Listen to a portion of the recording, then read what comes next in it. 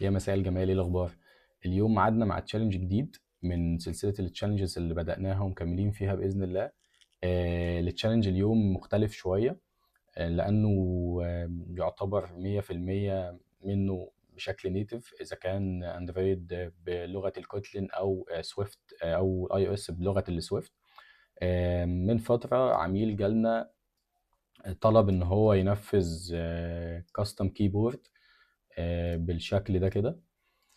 طبعا الكيبورد دي هتكون شغاله على السيستم دايركتلي، اذا كان اي او اس او نيت او اي او اس او اندرويد. طبعا بفيتشرز متعدده، من حيث ان هي الكاستم كيبورد دي بتكلم اي بي اي، بتقدر ان انت تعمل عليها ماسح ضوئي او الاو سي ار. تقدر ان انت اصلا البروبرتيز او الخصائص اللي هي اوريدي موجوده في اي ديفولت كيبورد خاصه بالسيستم.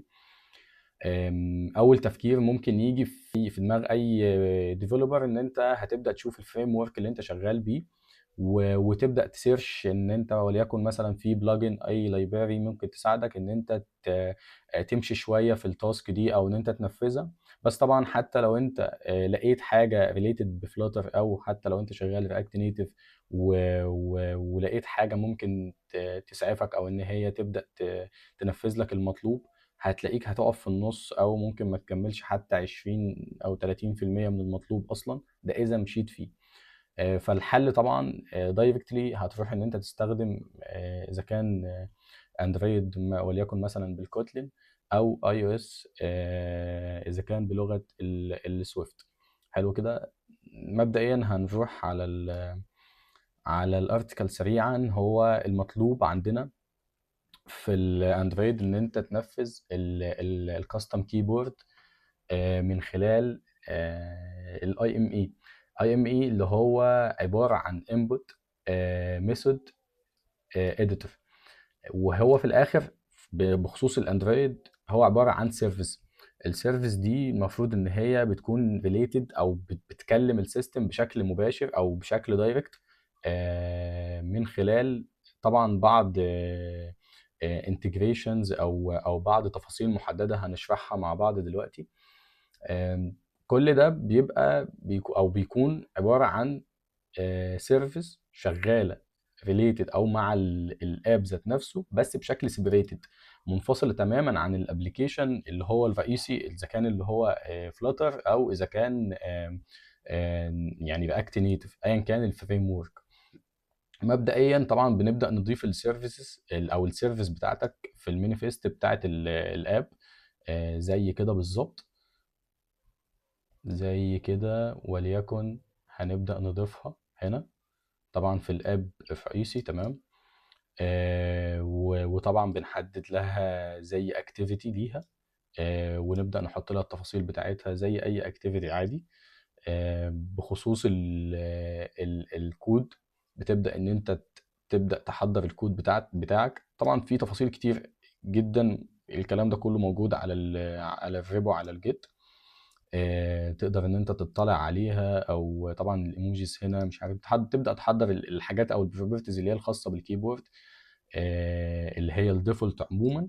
بس بس الحاجه الاساسيه والمهمه حاليا ان انت تفهم الكيبورد اصلا في الاندرويد متنفذه ازاي او هتتنفذ ازاي. ان هي عباره عن سيرفيس شغاله بشكل سيبريتد، وفي نفس الوقت تقدر ان انت تكستم فيتشرز او بروسيس معينه تستفيد منها من خلال الابلكيشن. تمام كده. وده بيتم ازاي؟ لو جينا هنا رجعنا تاني عن في الاخر خالص، اللي انت التشالنجز اللي احنا اللي هتقابلك بشكل دايركتلي، ان انت حاليا الستورج او الشيرد داتا عموما ما بين الكيبورد او الكاستم كيبورد اللي انت عملت لها بيلد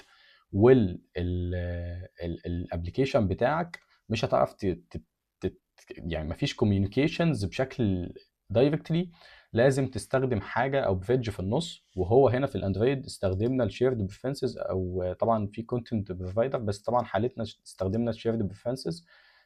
هتلاقيه طبعا برضو في الريبو مستخدمينه، اذا كان من حيث ان احنا بنخزن التوكن عشان تتاكد، لان الكاستم كيبورد من خلالها لازم يعني العميل لو مش مسجل هو اوريدي مش هيظهر له التول بار دي. طبعا هتمشي بقى طبعا في التفاصيل بتاعه الكاستم كيبورد. لو انت محتاج تفهم تفاصيل معينه تبدا تحدد لها الكيبورد بتاعتها اللي هي طبعا الحروف دي طبعا بيحصل لها بيلد او انت بتنشئها بشكل يعني فروم سكراتش. ما بيبقاش كل الكلام يعني ما فيش بلجن بتقوم جاي حاطه لك كل التفاصيل دي على طول. بخصوص طبعا الاو سي ار ليها بلجن وتبدا ان انت هتلاقيها طبعا متضافه هنا في البيلد جرادل. تمام، تبدا تضيف التفاصيل او اللايبريز الخاصه اللي انت تبدا تستعين بيها في الكود عشان تنفذ لك الفيتشر الخاصه طبعا بكل فيتشر ليها التفاصيل بتاعتها والريكويرمنتس الخاصه بيها. ده بالنسبه للاندرويد. فالنقطه المهمه هنا هي عباره عن اي ام اي، وهو الاي ام اي بالنسبه للاندرويد هو انبوت ميثود اديتور. يعني ايه؟ يعني انت حرفيا بتستخدم سيرفيس تكلم السيستم بشكل مباشر، بس طبعا بتعمل لها انستول وانس ان انت عملت انستول للاب بتاعك. يعني طول ما الاب بتاعك ما تعملوش انستول يعني هي مرتبطه برضو بالاب بتاعك بس بشكل سيبريتد. تمام كده. ندخل على الجزء الخاص بالاي او اس. هنا الاي او اس مثلا فين الاي او اس هنا هي مش بتبقى يعني الموضوع بيبقى يعني ليفل اعلى شويه، وهو عباره عن اكستنشن. بنضيف الكاستم كيبورد از تارجت او نيو تارجت بالنسبه او از يعني سيبريتد اكستنشن داخل الابلكيشن برضو، بس بشكل منفصل عن الرانر الرئيسي او التارجت الرئيسي. تمام كده. طبعا بنضيف له التفاصيل بتاعته وكذلك برضو بنضيف له اذا كان مثلا لو في حاجه معتمد عليها في الاكستنشن دي، معتمد عليها في ريكوست لحاجه معينه الاكسس بتاعه. لو في لانجوج بنبدا نحددها برضو في الكيز والتفاصيل اللي فوق دي. طبعا كل التفاصيل دي بتكون موجوده في الريبو يعني. هنا بالنسبة طبعا بالاب جروب. ماشي، نرجع تاني. نرجع هنا للتشالنج. الجزئية الخاصة بالشيرد ستورج ان انت تعرف تعمل شيرد ما بين الداتا اللي موجودة في الكاستم كيبورد والداتا الموجودة في الابلكيشن عشان تعرف تخلي الاثنين يكلموا بعض. احنا قلنا في الاندرويد استخدمنا شيرد بريفرنسز. في الاي او اس في حاجه اسمها اب جروبز. عن طريق اليوزر ديفولتس بتقدر ان انت تعرف تلسن على فاليو معينه، تعرف الفاليو دي بايه بالظبط، اليوزر هنا مسجل او مش مسجل، وهكذا. تمام كده. طبعا هيقابلك يعني يعني حاجات او عقبات تانية زي ان انت الستيت وفي داتا كتير مش هتعرف ان انت تكوميونيكيت ما بين الاثنين. نفس الكلام، او اذا كان بقى من حيث التوكنز الكلام ده كله نفس الكلام زي ما احنا قلنا فوق. ده بيديبند على او بيرفلكت على الجزئيه دي. في جزئيه تانية وهي الريستريكشنز.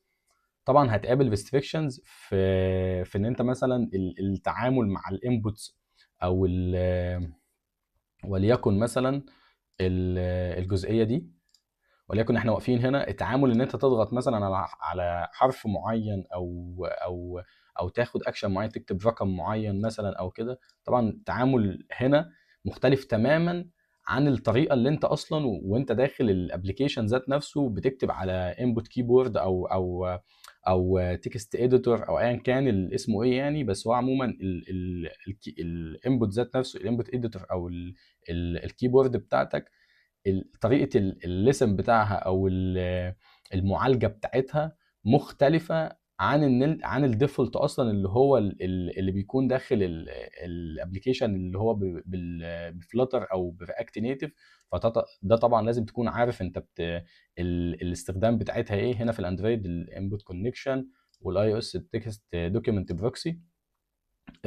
طبعا زي ما احنا وضحنا التفاصيل دي كلها موجوده على الفيبو. هسيب لكم اللينك بتاع الفيبو في الديسكريبشن. ولو حد عنده اي استفسار طبعا ممكن يتواصل معايا بشكل دايركتلي. هيلاقي لينكد ان في اخر الارتكل على طول. اخر حاجه خالص. وطبعا ان شاء الله يكون التشالنج يكون مفيد للجميع، وميعادنا مع تشالنج جديد باذن الله.